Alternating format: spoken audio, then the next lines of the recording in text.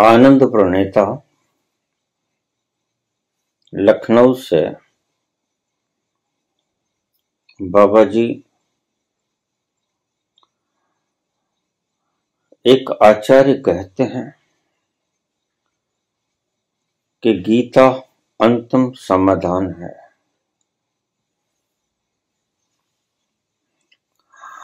आपका क्या मत है?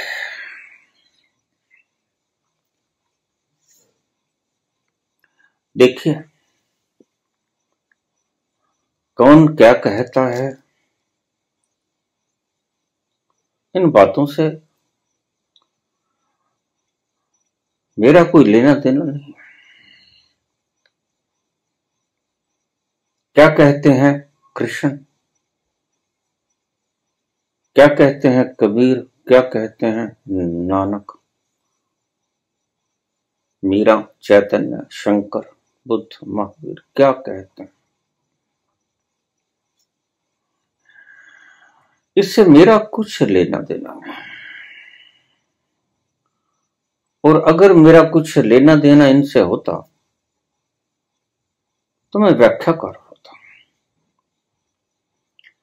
अनुभवी और व्याख्याकार में मात्र यही फर्क है, बहुत मामूली सा फर्क है। यद्यपि अनुभवी व्यक्ति भी व्याख्याकार की भांति ही बोलेगा और व्याख्याकार भी अनुभवी व्यक्ति की भांति ही बोलेगा। आप इस बारीक लम्हों को पकड़ ना पाओगे। अल्फाज दोनों के बराबर होंगे।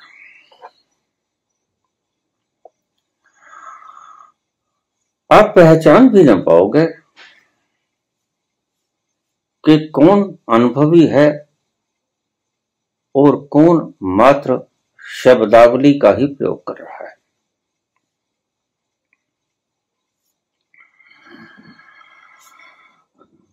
सो आनंद ने पूछा है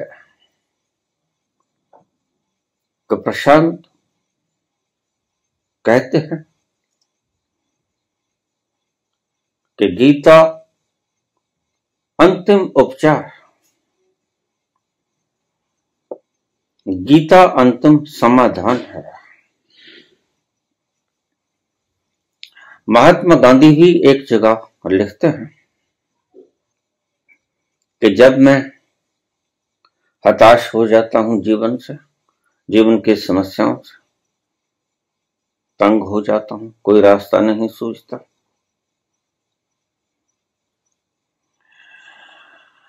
भीषण उलझनों में गिर जाता हूं, तो मैं एकांत में बैठ के गीता का सहारा लेता हूं और मुझे गीता में उसका हल मिल जाता है। लेकिन एक बात ध्यान में रखना कि गांधी प्रबुद्ध नहीं थे। गांधी उस तल को छुए नहीं थे जिस तल की मैं बात कर रहा हूं। और अगर आज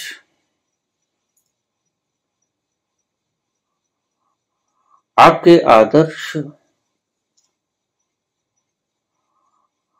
आपके मार्गदर्शक आपको ये कहते हैं कि गीता अंतिम समाधान है, तो मेरे विचार कुछ भी नहीं है। विचार तो अभिव्यक्ति हैं, लेकिन विचारों के पीछे एक कुछ घटना घटी है। मेरे विचार अनुभवों का प्रकटीकरण है। मैं विचारों को विचारों की भांति प्रकट नहीं करता हूं, मैं विचारों को अनुभव के प्रकटीकरण के रूप में कहता हूं। और जिस बात का मुझे अनुभव नहीं आता उसके लिए मैं हाथ जोड़ लेता हूं, मुझे पता नहीं।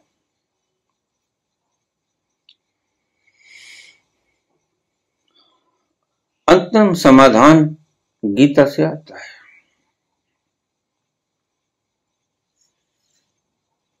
गीता से अंतिम समाधान नहीं आता। गीता तो एक सफेद कागजों पे लिखी हुई लकीरें मात्र हैं, इसके अतिरिक्त तो और कुछ भी नहीं। किसने बोली ये बात मायने नहीं रखती।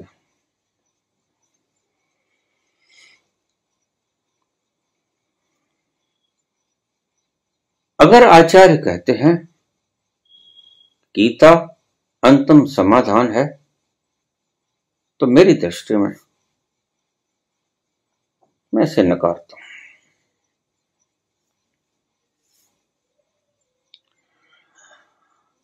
गीता में वो लिखा जरूर गया है जो कि अंतिम समाधान के क्षेत्र से आता है, यह सत्य है।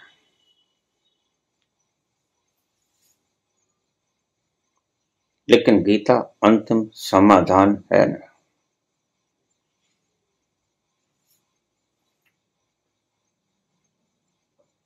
आपके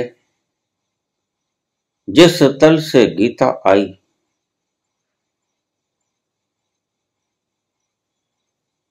उस भीतरी तल पर पहुंचकर अनुभव करके बाहर आकर उस अनुभव को व्याख्या में डालने से गीता पैदा हुई। इसलिए गीता को सारा जगत पूज रहा है और पूजने से कुछ भी तो नहीं होता है। क्या होता है पूजने से? आप विद्युत की पूजा करते रहो, थाली ले लो, सभी प्रकार के मिष्ठान रख लो, नारियल रख लो, तिलक कर दो, अक्षत, फूल, पूजा कर लो, आरती उतार दो। विद्युत की आरती भी बन सकती है किसी वक्त, लेकिन विद्युत की पूजा हो ही नहीं सकती, होनी भी नहीं चाहिए।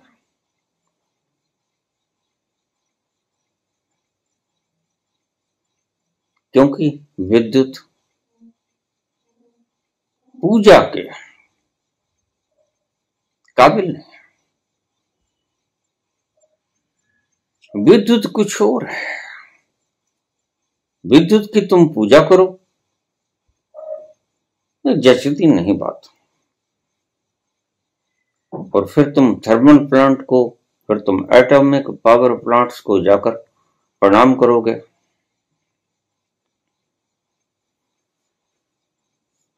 फूल चढ़ाओगे, नारियल चढ़ाओगे, तिलक लगाओगे, अक्षत लगाओगे, इससे कोई समाधान नहीं होगा। विद्युत तो एक खोज है।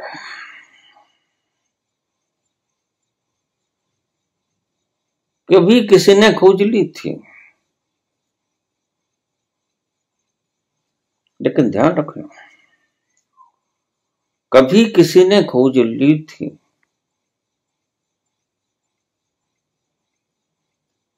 तो आज हमने उसकी पूजा नहीं करना, हमने उसका उपयोग करना है। उसकी पूजा करने का वक्त बर्बादी का वक्त है। जितना वक्त भी आप पूजा पाठ वगैरह में गुजारते हो, वह व्यर्थ हो जाता है।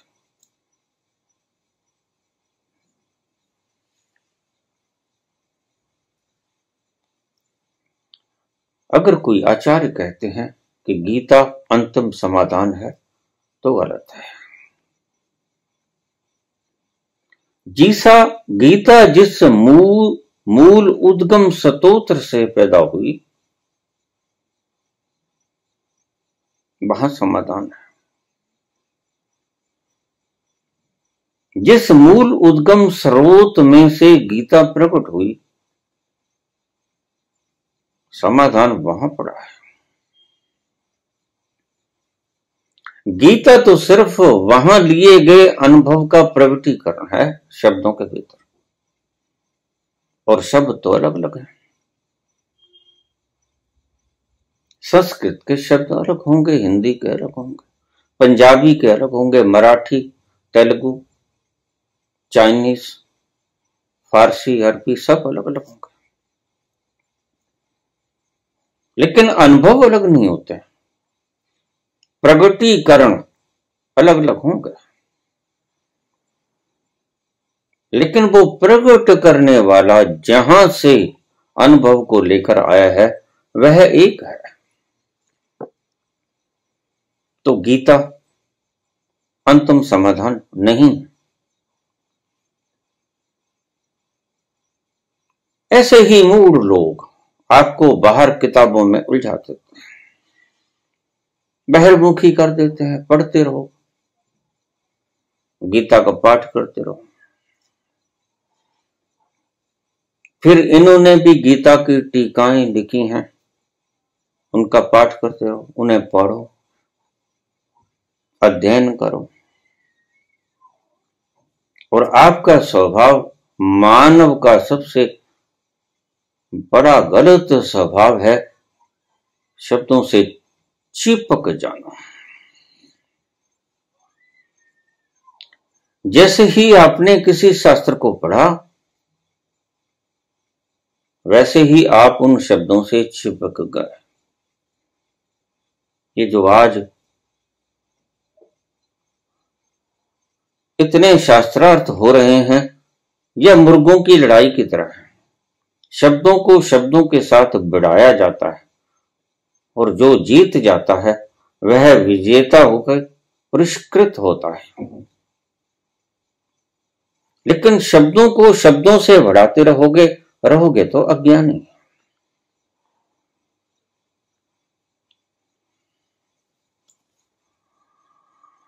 ज्ञान की एक बूंद,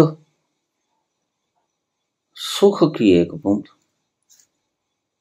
खुमारी की एक बूंद, आनंद का एक पल आप मान ना पाओगे। बस सभी आचार्यों का यही काम है, आपको बहिर्मुखी कर देना। वो गीता की व्याख्या करके करें, वो अष्टावक्र की गीता की व्याख्या करके करें, वो दुर्गा सप्तशती के तथा कथित मन गढ़ंत अर्थ करके करें, उससे कोई फर्क नहीं पड़ता। आप उनकी विद्वत्ता का लोहा तो मान सकते हैं, लेकिन वो ज्ञानी है ऐसी उद्घोषणा करना मूर्खता है। और अगर ऐसा व्यक्ति यह बात कहे कि मैं ज्ञानी हूं, तो समझ लेना वह बड़ी से बड़ी मूर्खता कर रहा है। क्योंकि ज्ञान जिस स्थल पर जाकर हासिल किया जाता है वो वही उद्गम स्रोत है जहां से गीता प्रकट हुई, जहां से बोले कृष्ण, जहां से बोले कबीर, नानक, दादू, पलटू। सभी संत उसी तल से बोलते हैं और बाहर आकर शब्दों में डालकर उसे बताने का यत्न करते हैं।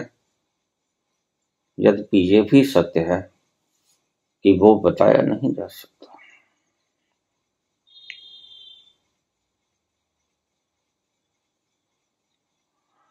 जो गूंगा गुड़ खाई के कहे कौन मुख स्वाद।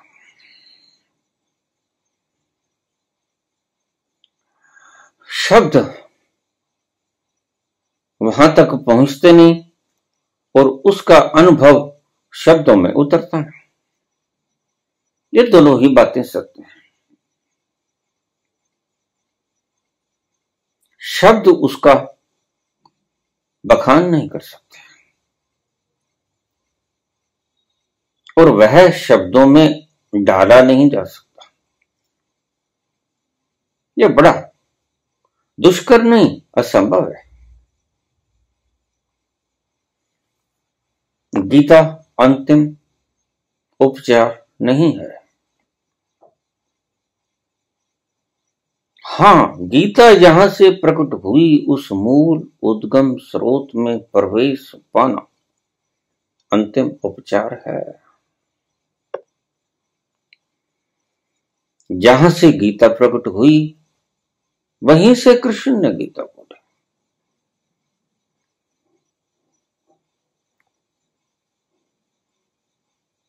जहां से जप जी प्रकट हुई वहीं से नानक ने जप जी बोली।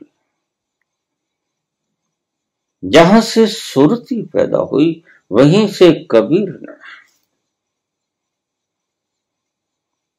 आनंद की अमृत वर्षा का बखान किया। जहां जाकर विरहा का दुख मिट गया और मीरा पांव में घूंगर बांध के नाची, वो वही तल है जिसकी छनकाहट कृष्ण के गीता में भी मिलेगी, चैतन्य के नृत्य में भी मिलेगी, शंकर के अद्वैतवाद में भी मिलेगी। लेकिन एक बात को सदा ही याद रख लेना, क्योंकि इस तरह की बातें तुम्हें बाहर की चीजों से चिपटाने में बड़ी मदद करेंगे। गीता एकमात्र समाधान है। चिपक जाओगे गीता से। और शास्त्र इतना प्यारा है, सभी शास्त्र प्यारे हैं, लेकिन सभी शास्त्र त्याज्य हैं। सभी शास्त्र अभूतपूर्व हैं, लेकिन सभी शास्त्र छोड़ने योग्य हैं, अपनाने योग्य कोई भी नहीं।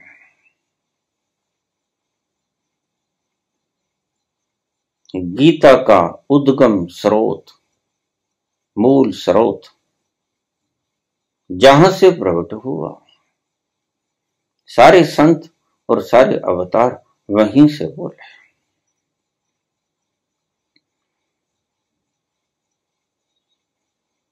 देखिए, मैंने पहले भी कहा था कि आपके 3 तल हैं। एक वह तल जहां से गीता प्रकट होती है और कृष्ण बोलता है।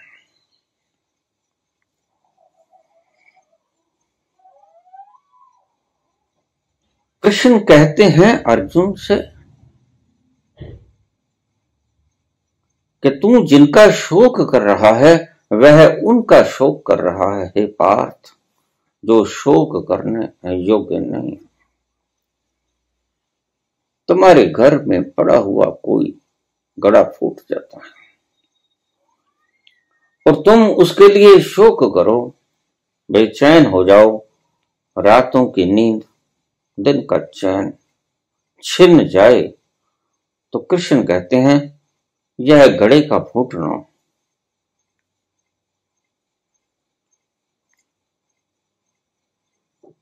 तुम्हारे शोक का कारण नहीं बनना चाहिए।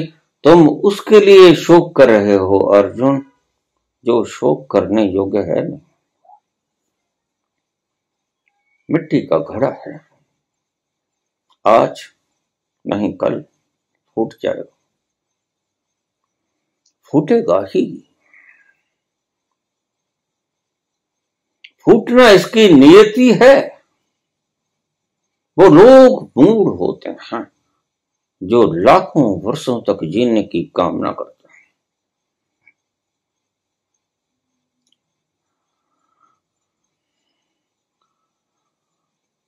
इसलिए मैंने लंबी उमरिया को पाने वाले लोगों को मूढ़ कहा हमेशा। मैं चाहे महाअवतार हूं,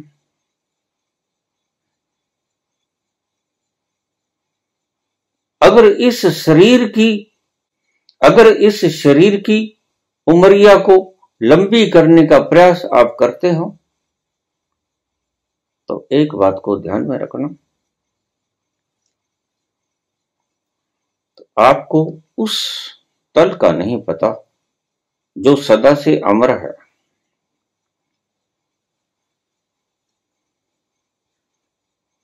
शरीर को अमर करने की फिराक में जूझा हुआ प्रत्येक साधक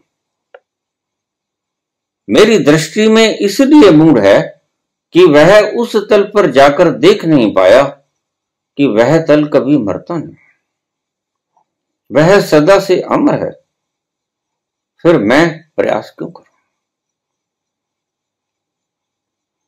बाहर से धन कमाने वाला व्यक्ति, जोड़ने वाला व्यक्ति अगर सारी ब्रह्मांड की मलकियत को पाने का सपना संजोता है तो मेरी दृष्टि में इसलिए मूढ़ है कि उसने अपने भीतर उस तल पर जाकर यह निहारा नहीं कि समग्र अस्तित्व में मैं ही तो हूं। जहां उद्घोष करते हैं मंसूर अनल हक, जहां उद्घोष करते हैं ब्रह्मर्षि मनीषी अहम ब्रह्मस्मि, ये क्या है?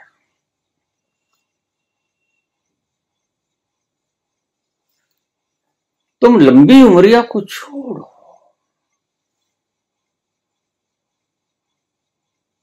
अगर तुमने भीतर जाकर ये जान लिया कि मैं कभी भी नहीं मरता, एम इमॉर्टल, तो लंबी उमरिया को क्या चाटोगे? आप असंभव को संभव करने की चेष्टा में संलग्न, और यह कभी संभव हो भी पाएगा? ईश्वर की प्रकृति में बहुत कुछ छिपा पड़ा है। मैंने ऐसी ऐसी चीजें देखी हैं जिसको देखकर अत्यंत आश्चर्य होता है। ये सब प्रभु की महिमा मंडन है। ये तारे, ये चांद, ये सूरज उसकी महिमा का मंडन हर वक्त करते रहते हैं। उसकी आरती रात में आसमान की तरफ झांक के देखना, कितने दीपक उसकी आरती उतार रहे हैं।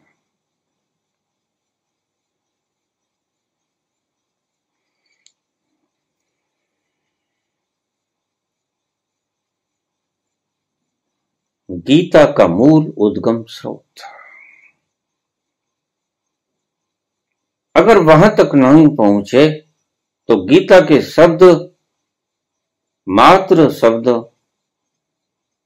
आपको कोई समाधान देने में समर्थ नहीं।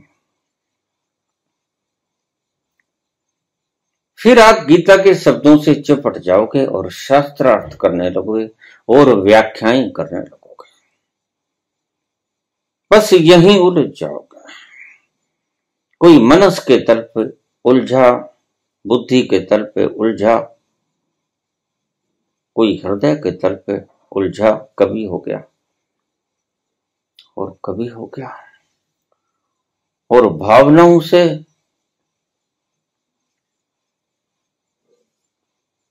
व्याख्याएं करने लगा।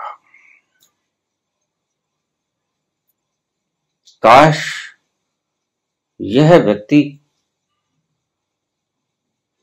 थोड़ा संतुष्ट हो जाता और अपने भीतर डुबकी लगा लेता।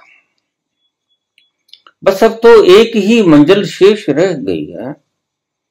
अनाहत चक्र पे प्रवेश करते वक्त यह गीत उपजते हैं या कविताएं उठती हैं, यह सुरीली तान चढ़ती है, जिसे हम कविता कहते हैं, जिसे हम छंद कहते हैं, जिसे दोहा कहते हैं, चौपाई कहते हैं। ये करामात सब अनाहत चक्र पे प्रवेश करने के बाद घटती हैं, और जिस व्यक्ति का अनाहत चक्र जितना ज्यादा जागृत हो गया, वह व्यक्ति उतना ही सुंदर कविता बोलने में समर्थ हो जाएगा। लेकिन यहां रुको मत जाना, बुद्धि से पार तो गए, लेकिन इन भावनाओं के भी पार हो जाना, तो आपको अंतिम केंद्र बिंदु मिल जाएगा, जहां पहुंचकर आप जिसके लिए मंच साझे कर रहे हो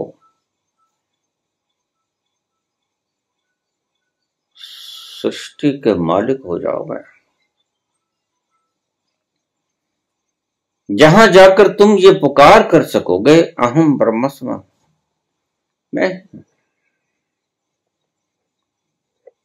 मैं ही हूं। और जिसके उद्घोष करने से मंसूर के अंग अंग काट लिए जाते हैं।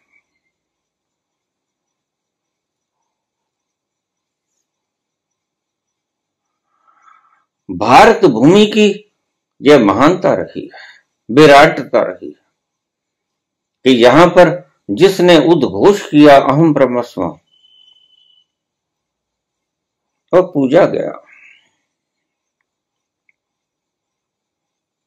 और इस्लाम में जिसने उद्घोष किया अनल हक, वह काटा गया।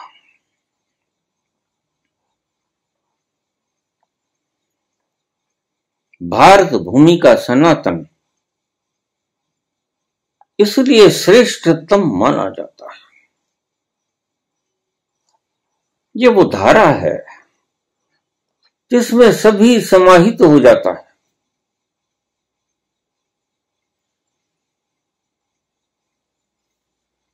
इसलिए अगर आचार्य कहते हैं कि गीता अंतिम समाधान है,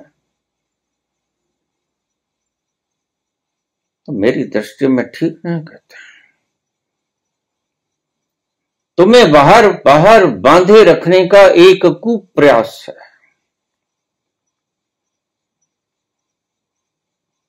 पहले तुम धन को पकड़ते थे, अन्य अन्य तरह के बल को पकड़ते थे, आज तुम गीता के शब्दों को पकड़ लिए हो। और बात तो इस पकड़ की है। मूल चिपकाहट तो ये पकड़ है, और इसको ही छोड़ना पड़ेगा अपने अंतस्थल में कूदने के लिए।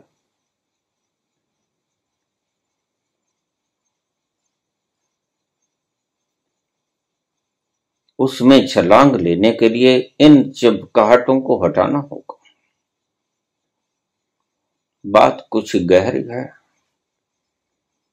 समझ में ना आए तो बार बार इस प्रवचन को सुनना।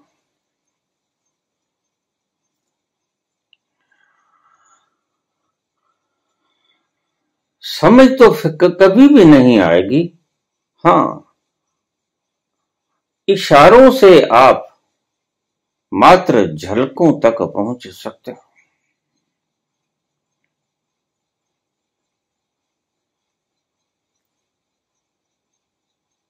बाहर बाहर उलझाने में योगदान देते हैं आपके व्याख्याकार।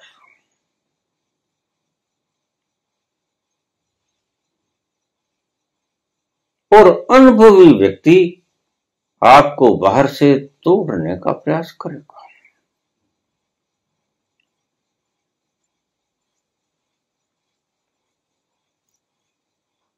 वह कभी नहीं कहेगा कि धन इकट्ठा करो, बल इकट्ठा करो। वह तो तुम्हें कहेगा कि तुम परम धनी हो, यह जानो। तुम परम बली हो, यह जानो। इकट्ठा करने की बात जो कहे वह तो मूर्ख है। उसको समझदारों की श्रेणी में, कतार में मत रख लेना।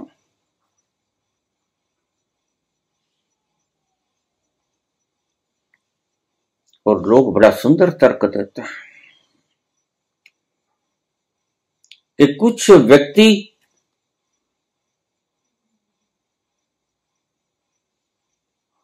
हमारी बढ़ती हुई प्रशंसा को देखकर, हमारी बढ़ती हुई अनुयायियों को देखकर उसका लाभ उठाना चाहते हैं। इसलिए हमारे ऊपर संदेह खड़े करते हैं, उंगलियां खड़ी करते हैं। देखिए, ऐसे व्यक्ति भी हो सकते हैं, लेकिन कम से कम संत इस श्रेणी में नहीं आता। संत वह जो अपने अनुभव से बोले और उस बोलने में अगर किसी का कटाक्ष हो जाए, जो रास्ते में पड़ा हुआ पत्थर हट जाए, तो इसमें उसका कोई कसूर नहीं। अनुभव के तल पे वो गया, उसने जाके वहां परम सुगंधि को चखा, खुमारी उतरी, आनंद छाया, मदहोशी में लीन हुआ और बाहर आकर उसका प्रगटीकरण किया। और उस प्रगटीकरण करने के कारण कुछ भावनाएं टूटी, कुछ मान्यताएं ढहीं, कुछ शब्दावली टूटी, कुछ तुम्हारे तथाकथित महान पुरुषों का कटाक्ष हुआ। तो यह अनुभवी का कसूर नहीं है। अनुभव के आड़े जो भी चीज आएगी वह तो रगड़ी जाएगी। फिर उसको गलत ठहराने के लिए आप कैसे भी शब्दावली का प्रयोग कर लो, उससे कोई फर्क नहीं पड़ता।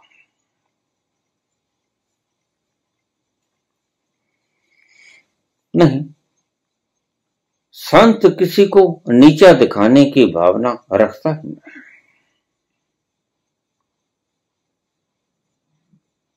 जिसने जरे जरे में उसका अनुभव कर लिया, वह जिसका भी कटाक्ष करेगा जानेगा यह भी मैं हूं।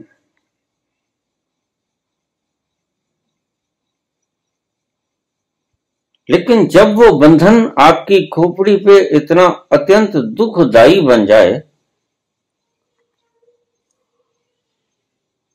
जब कोई फुंसी इतना बड़ा फोड़ा बन जाए कि उसको चीरा देना आवश्यक हो जाए, तो जैसे सर्जन उसको चीरा देने में कोई गुरेज नहीं करता, वैसे ही अनुभवी सच मायने में शास्त्रज्ञ होता है। शास्त्र का व्याख्या नहीं करता, वह शास्त्र का ज्ञाता होता है। यह शास्त्र के शब्द आए कहां से, इनका मूल उद्गम स्रोत है क्या?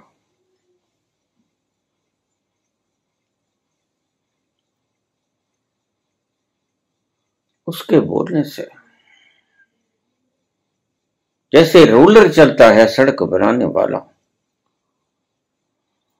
उसके भीतर अगर पिस जाते हैं पत्थर के छोटे टुकड़े बड़े टुकड़े, इसमें रोलर का कोई कसूर नहीं, उसने तो सड़क को समतल करना होता है, यही काम है उसका। संत बोलता है अपने अनुभवों से, तो वह काम रोलर का ही करता है। जो रास्ते में बाधाओं के बट्टे आन पड़े हैं वह ढेर हो जाएंगे, मिट्टी बन जाएंगे, टूट जाएंगे, रेत बन जाएंगे, तुम चिल्लाओगे, लेकिन उसका काम ही यही है। उसने करना ही यही है, उसका और कोई धंधा नहीं। उसका धंधा है आपकी गलत मान्यताओं को तोड़ देना। और ये एक गलत मान्यता है जिसने संसार में इतना भ्रम फैलाया है, जिससे ज्यादा भ्रम किसी ने फैलाया नहीं।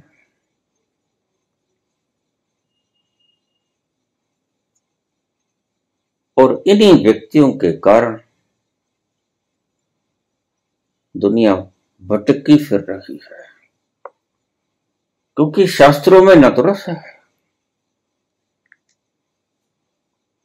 ना आनंद की महक है, ना उसमें खुमारी की खुशबू है, न उसमें सुरूर है, न उसमें नृत्य है, न उसमें गायन है। मात्र कोरे शब्द हैं।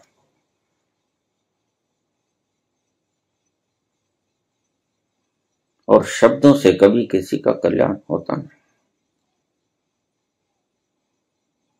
जैसे कांटों से दूसरा कांटा निकल जाता है। आपके पांव में कांटा चुभा,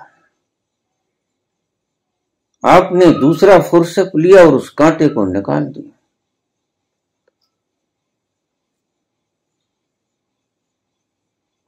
तो वो फुर्सत आपको आपके दर्द को मिटाने के काम आया, लेकिन वह फुर्सत पूजनीय नहीं हो गया। यह तो एक शारीरिक दुखों को दूर करने की प्रक्रिया मात्र थी। अगर वह फुर्सत ये बात कहे कि मैंने क्योंकि पांव का कांटा निकाल दिया, इस व्यक्ति के पीड़ा को हर लिया, इसलिए मैं पूजनीय हूं, तो वो गलत है। पूजनीय वो कांटा निकालने वाला फुर्सत नहीं है। पूजनीय तो यह ज्ञान है कि जिस पांव में ये कांटा चुभा था वह मैं नहीं हूं। ये थोड़ी गहरी है बात, लेकिन अंतिम तो यही छोर है। अंत इसी छोर पे होता है, उसके अतिरिक्त कोई छोर नहीं जहां अंत होता। अंत इसी छोर पे होता है, अहम ब्रह्मस्म, बोलने से नहीं। बोलने से तो बहुत से बुद्धू वाराणसी के घाट पर, काशी के घाट पर बैठे बैठे शिव हम का जाप कर रहे हैं।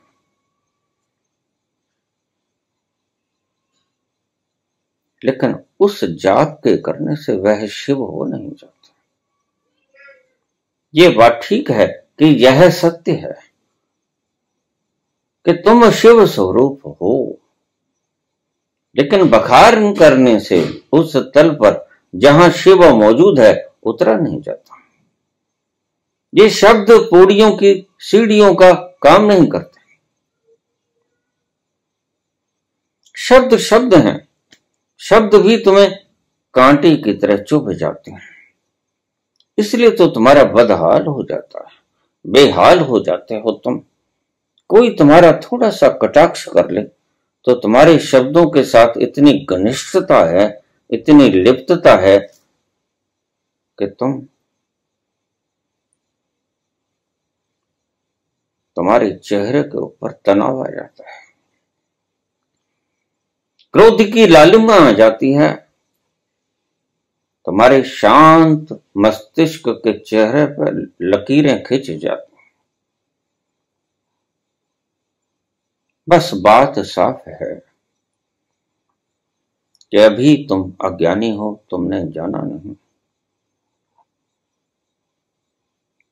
और अज्ञान के कारण ही ये सारा आवेश उठता है, अज्ञान के कारण ही ये सारा क्रोध उठता है, भौहें तनती हैं, माथे पे सिलवटें पड़ती हैं, आंखों में लाली छा जाती है, क्रोध आता है, कपने लगते हो, मुट्ठियां बंध जाती हैं, दांत पीसने लगते हो कि इसने मुझे ऐसा क्यों कह दिया। तुम दुहाई देते हो कि हमें इतने लोग फॉलो कर रहे हैं, लेकिन इतने नहीं जानते कि ये जो फॉलो करने वाले लोग हैं ये सभी अज्ञानी हैं। अज्ञानी लोगों को सर्व सृष्टि के लोग भी अगर फॉलो करने लग जाएं तो उसे ज्ञान नहीं हो जाएगा, इस बात का ध्यान रखना। मैंने बहुत से आध्यात्मिक लोग, वो डेरों के हों, केंद्रों के हों, या अन्य तरह के लोग हों, उनके मानने वाले, राजनीतिकों के भी मानने वाले बहुत से लोग होते हैं। तो क्या मानने वाले लोगों के कारण वे व्यक्ति प्रबुद्ध हो जाते हैं? नहीं होता। क्यों नहीं होते? क्योंकि प्रबुद्ध होने का एक ही तरीका है, एक ही सलीका है, उस अंतस में प्रवेश कर जाओ जहां से गीता बोली गई। अगर तुम उस अंतस में प्रवेश नहीं कर पाते जहां से गीता प्रकट हुई, उद्गम हुआ, तब तक तुम मूढ़ ही कहलाओगे। और किसी के मूढ़ कहने से उत्तेजित मत होना, मेरी करबद्ध प्रार्थना है, क्योंकि वह सत्य बोल रहा है। तुम्हें इस बात पर कोई आपत्ति नहीं होनी चाहिए, क्योंकि सत्य बोलने में अक्सर सुनने वाले को क्रोध तो आता ही है, अज्ञानता के कारण क्रोध भी उठेगा, स्वाभाविक है। क्रोध नहीं उठता तो ऐसे व्यक्ति को क्रोध नहीं उठता जो जानता है कि ये जो थूक गया है ये बुद्ध नहीं है जिसके ऊपर ये थूक गिरा, यह मिट्टी का ढेला है। मैं तो इस मिट्टी के ढेले को चेतन करने वाला कुछ अन्य तत्व है, और वह कोई रिएक्शन नहीं करता, बल्कि वह और पूछता है कि ये तो मैं समझ गया, लेकिन तुम कुछ और भी कहना चाहते हो। मैंने एक सूत्र दिया आपको कि नॉन रिएक्टिव हो जाओ। बोलने में बड़ा आसान है, जीवन की दिनचर्या में इसे प्रयोग करना बहुत मुश्किल है। गाहे बगाहे तुम चूक जाते हो और रिएक्शन कर बैठते हो। मौन से शुरू करना है, खामोशी से शुरू करना है। धीरे धीरे आपका मौन बढ़ता जाए, और जैसे जैसे मौन रोज घना होगा, रोज अपने अंतस में सूत दो सूत खिसकोगे, उस अपने ही अंतस की तरफ जहां से तुम्हारा उद्गम हुआ, वहीं वापस जाओगे। सूत सूत खिसकोगे रोज, और खिसकोगे मौन के द्वारा।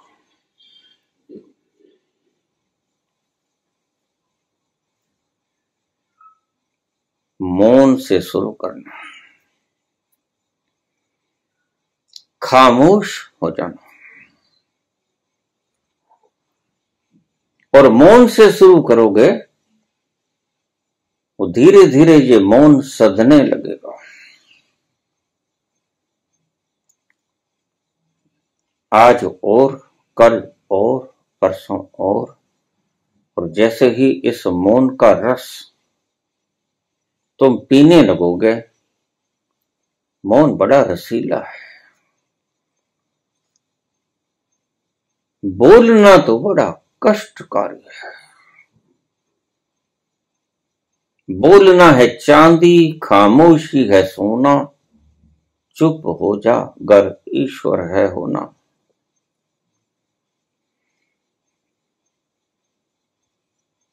मौन से शुरू करना होगा, मौन को गहरा गहरा और गहरा लेके जाना होगा, और ये मौन घटता है छोड़ देने से। यार की मर्जी के आगे, यार का दम भर के देख, अर्ज़े उल्फत कर चुका है, ये भी उल्फत करके देख। बोले तो बहुत, इतना बोले कि थक गए, इतना बोले कि रात को प्रकृति को तुम्हें कहना पड़ा कि अब सो जाओ। आंखें बंद होने लगी, खुमार छाने लगी, और प्रकृति अपना काम सदा ही करती रहती है। तुम अपना काम सदा ही करते रहते हो और प्रकृति अपना काम सदा ही करती रहती है। रात ढलते ही, सूरज के छिपते ही वो हार्मोन्स बनना शुरू हो जाते हैं, जैसे मेलाटोनिन, सेरोटोनिन, डोपामिन, इनका नाम देते हैं। यही कारण था कि महावीर ने कहा कि सांझ ढलने से पहले खाना खा लेना, क्योंकि उसके बाद प्रकृति ने और काम करने होते हैं। तुम्हारा भोजन ही पचाना उसका एकमात्र लक्ष्य नहीं, और बड़े कारण है प्रकृति के करने वाले और बड़े काम।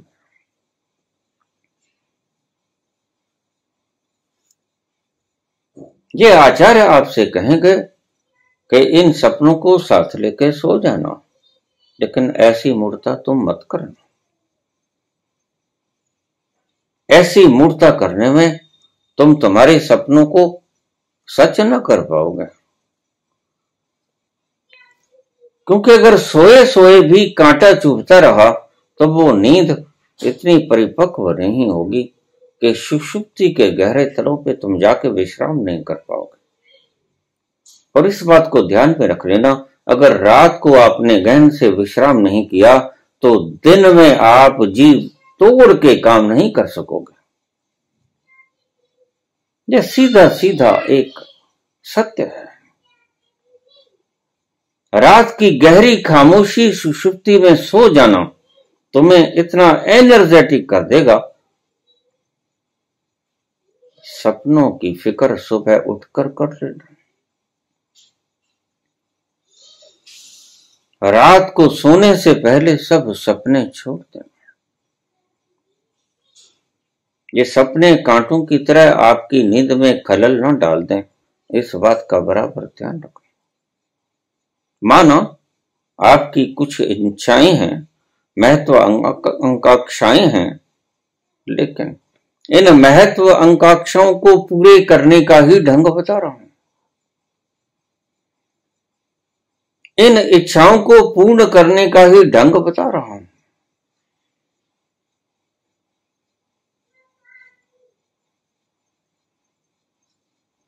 इस मंत्र को आप लिख लेना।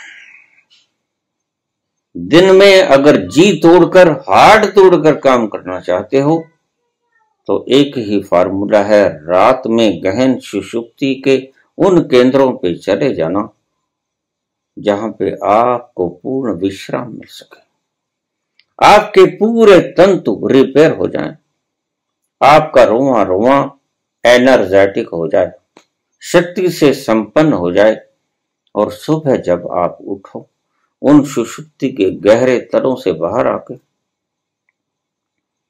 तो आप अपने सपनों को साकार करने की जितनी योग्य आप में शक्ति चाहिए वो आपके पास हो। इनके पीछे लग के ये मूढ़ता का काम मत करना कि तब तक अपने सपनों को संजोए रखना जब तक कि तुम्हारे सपने पूरे ना हो जाएं। तब तक चैन से सोना नहीं, इससे बड़ी मूर्ख बात और कोई हो नहीं सकती। मैं कहता हूं रात को चैन से सो जाना, खूब चैन से सो जाना, घोड़े बेच के सो जाना, ताकि दिन में तुम हाड़ तोड़कर परिश्रम कर सको।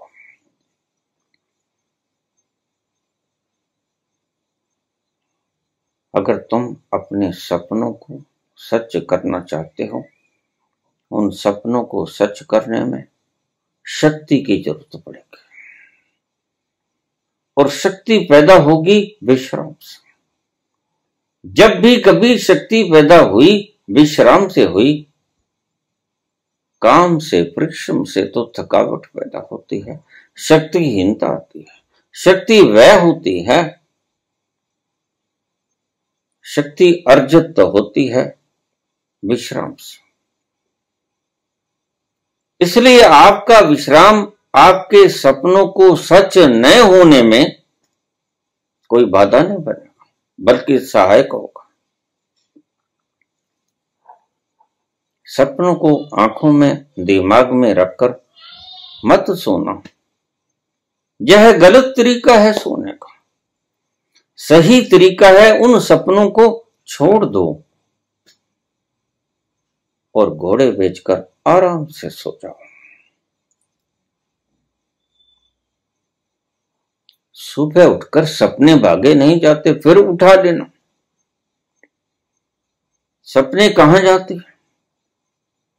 सभी कुछ वहीं रहेगा, कोई कहीं नहीं जाएगा।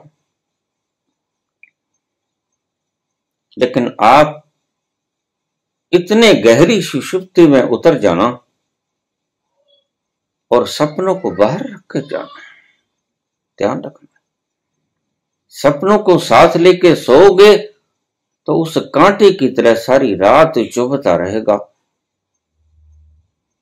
और वक्त की टिक टिक टिक टिक आपको डिस्टर्ब करती रहेगी।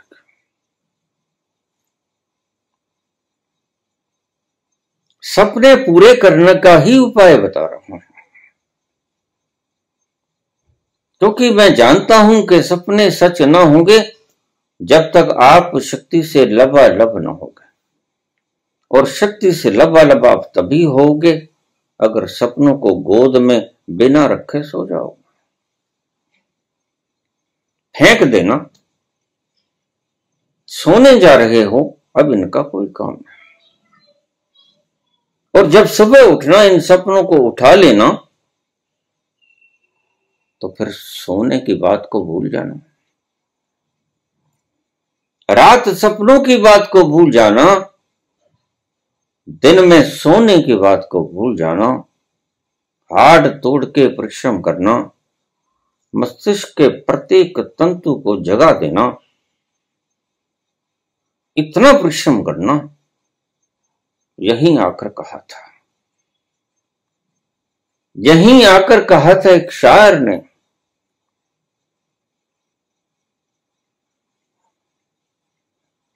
खुदी को कर बुलंद इतना कि हर तकदीर से पहले खुदा बंदे से खुद पूछे, बता तेरी रजा क्या है।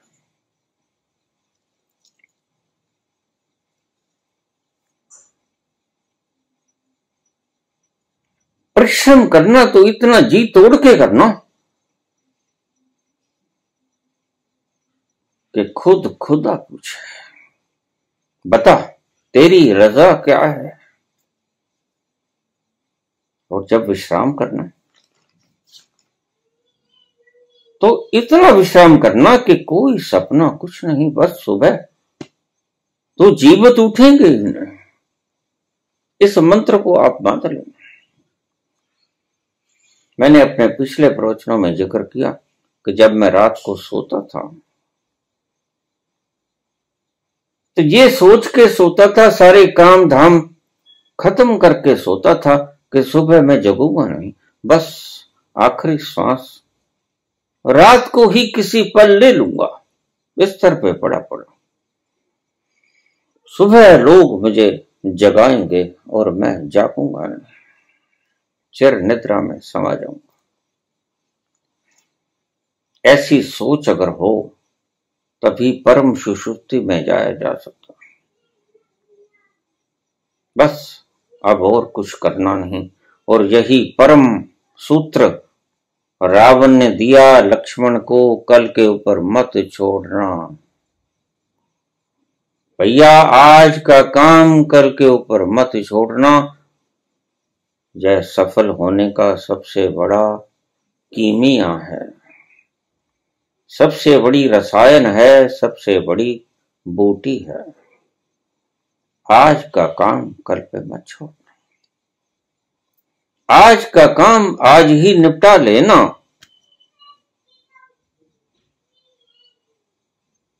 और जब सो तो ऐसे सोना, जियो तो ऐसे जियो जैसे सब तुम्हारा है। जियो तो ऐसे जियो जैसे सब तुम्हारा है, मरो तो ऐसे मरो जैसे तुम्हारा कुछ भी नहीं। अब इन दोनों बातों के फर्क को अच्छी तरह से समझ लेना, अन्यथा ये बुद्धू आपको बुद्धू बनाते रहेंगे। ये बुद्धिमान व्यक्ति नहीं है, बुद्धिमता की बात इनके भीतर कोई भी नहीं है। ये प्रकृति के मूलभूत तत्वों को जानते ही नहीं।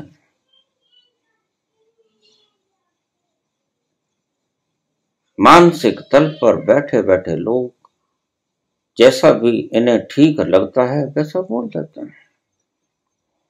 तो बोल देते हैं, बोल देने दो, लेकिन आप इनका अनुसरण मत करो। बात को तोलो, जो बात आपको जचे उसका अनुसरण करो। देखो सत्य क्या है। सपनों को आंखों में लिए लिए सो जाओगे, बुद्धि गड़बड़ाती रहेगी, सुसुप्ति के ऊपरी ऊपरी तलों पे विश्राम भी न कर पाओगे, गहन तो जाने का सवाल ही नहीं पैदा होता, तो दिन में उठोगे मरे मरे से काम करोगे।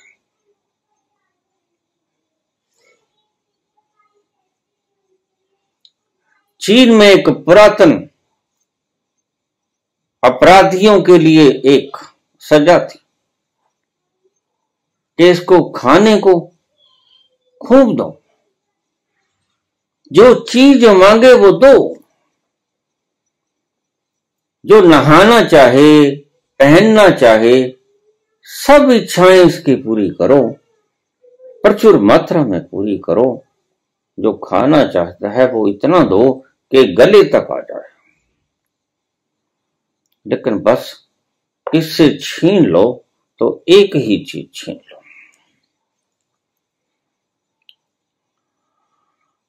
इसकी नींद छीन लो। और जिसकी नींद छिन जाती है उसका सर्व छिन जाता है। उस करार में उतरने का सबसे पहला साधन आराम। मौन से शुरू करो, मौन बड़े से बड़ा आराम।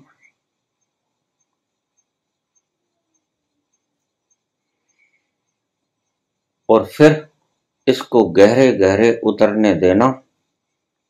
धीरे धीरे रसरी आवत जात ते सिल पर पड़त निशान। धीरे धीरे आपका मौन रोज गहरा होता चले जाएगा। करत करत अभ्यास के जड़मती हो तो सुजान। तुम धीरे धीरे अपने ही अंतस में खसकते जाओगे। धैर्य रखना। अपने फर्जों का निर्वहन करते करते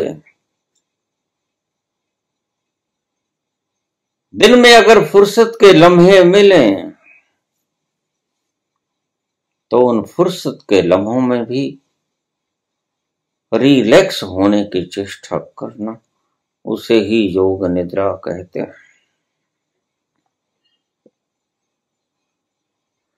योग निद्रा का और कोई अर्थ नहीं था to relax yourself, to collect the energy from your self.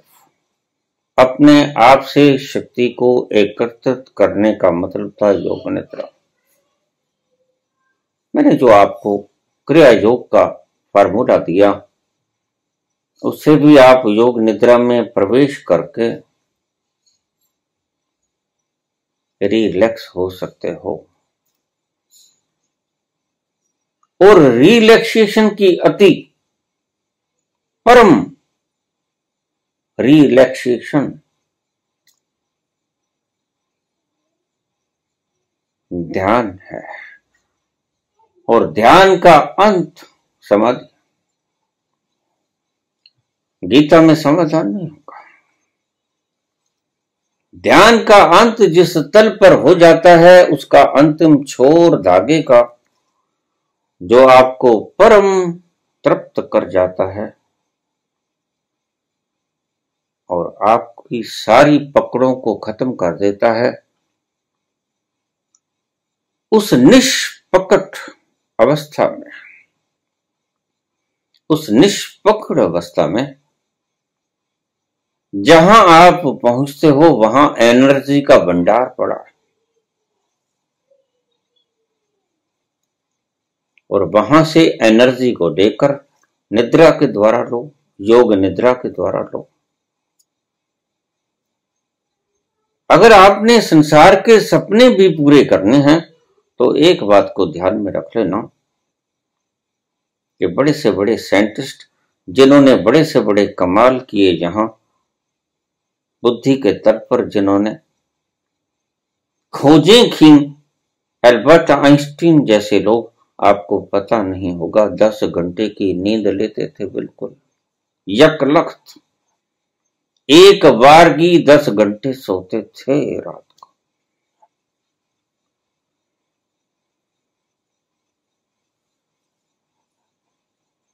और आपको शायद उनकी दिनचर्या का पता नहीं होगा। एल्बर्ट आइंस्टीन रात को पानी बहुत कम लेते थे।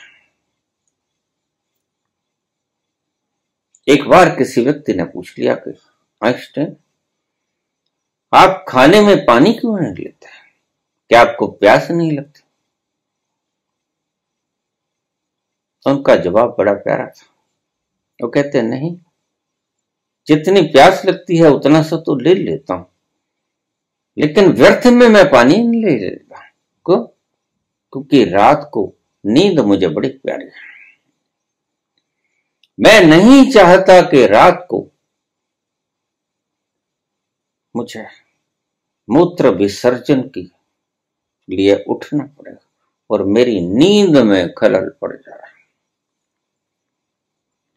स्वामी विवेकानंद अंत समय तक अपने मित्रों से गुहार लगाते रहे, हाँ नींद, हाँ नींद, हाँ नींद।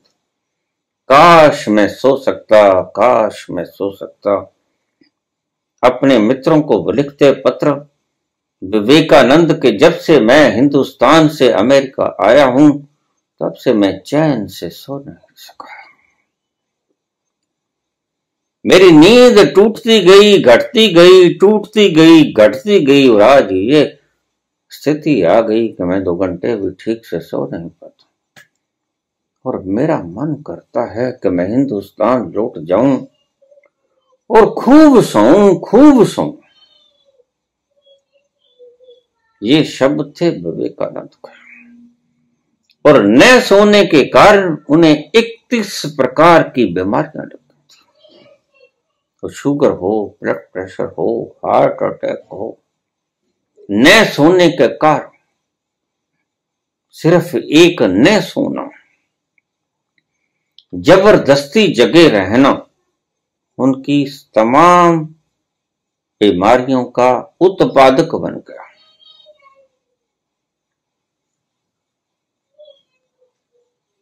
गीता अंतिम हल नहीं है। गीता तो मात्र अनुभव का प्रगटीकरण है। कृष्ण ने अनुभव किया, उस स्थल पर जाकर गीता का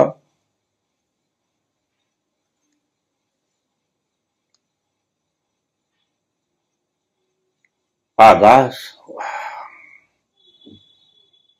कबीर गए वहां, नानक गए, मीरा गई, शंकर गए, सभी गए। उस स्थान पर ही जाना होता है। बहुत से यहां तीर्थ स्थान नहीं है जहां पर आप अलग अलग तरह से जाओगे। 68 प्रकार के तीर्थ स्थान माने गए, लेकिन तीर्थ स्थान तो एक ही है। वो ना हज है, ना त्रिवेणी है, ना हरिद्वार है, ना इलाहाबाद प्रयागराज है, ना नासिक है। तीर्थ तो एक ही है जहां जाकर सभी व्याधियां समाप्त हो जाती। जो तीर तक पहुंचा दे, तीर का मतलब होता है किनारा, उसका मतलब तीर्थंकर, तीर्थ। और जिन्होंने किनारा छू लिया वो तीर्थंकर।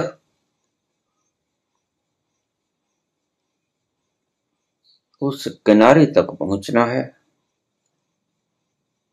वहां जाकर व्यक्ति बेफर्ज हो जाता है।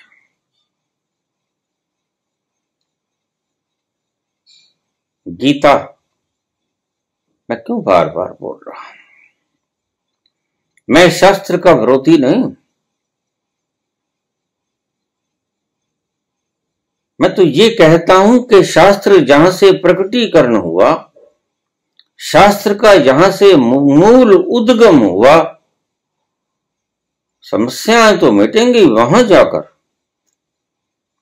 लेकिन तुम्हारे आचार्य अगर कहते हैं कि गीता अंतिम समाधान है, तो मैं उस बात को आपको समझा रहा हूं कि गीता जहां से उत्पन्न हुई, मूल उद्गम स्रोत जहां है गीता का, वहां होता है समाधान। और जो वहां पहुंचा उसका समाधान हो गया। वो कृष्ण हो, कबीर हो, नानक हो, बुद्ध हो, कोई भी हो, तुम पहुंचोगे, तुम भी पहुंच सकते हो। तुम्हारा भी हल हो जाएगा, तुम्हारी समस्याएं गिर जाएंगी, तुम्हारे प्रश्न गिर जाएंगे। वहां यातनाएं, कष्ट, सब व्याधियां मिट जाती हैं। सभी समस्याओं का समाधान जहां हो जाता है वो क्षेत्र समाधि का जाता है। समाधि बन जाए तुम्हारी, जिस तल पर जाकर वहां स्थित प्रज्ञ हो जाओ, जो भगवान कृष्ण ने कहा, और वहां जाए बिना गीता आपको कोई समाधान नहीं दे पाएगी।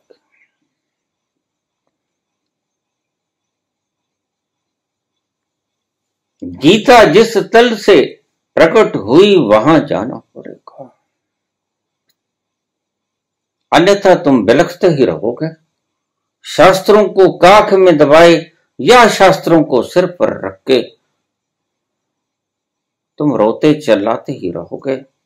अंत समय तक वो सुकून तुम्हारे हृदय में उतर ना पाएगा, तुम तृप्त ना हो पाओगे, तुम उस खुशहाली के लम्हों को मान ना पाओगे।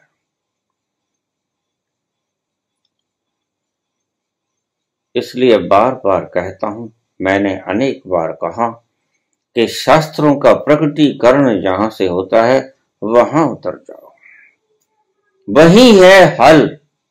आज भी कहता हूं, बरसों पहले भी कह रहा था, आगे भी यही कहता रहूंगा।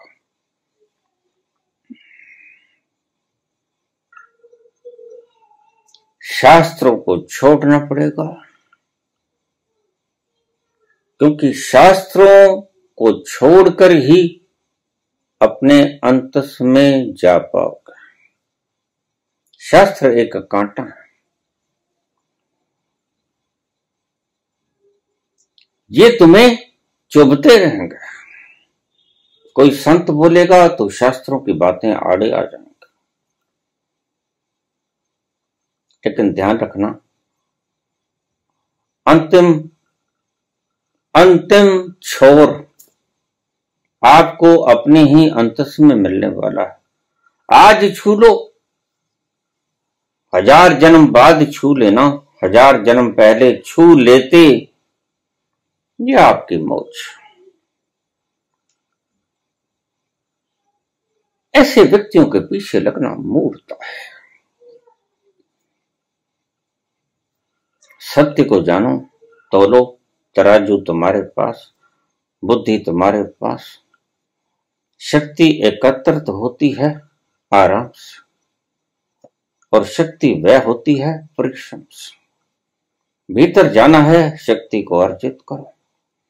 बाहर के काम भी निपुणता से करना है, निष्णात होना है बाहर के काम करने में, तो भी जरूरत शक्ति की पड़ेगी। और शक्ति कमाओगे कहां से? एक ही माध्यम है, विश्राम। विश्राम, आराम बड़ी चीज है।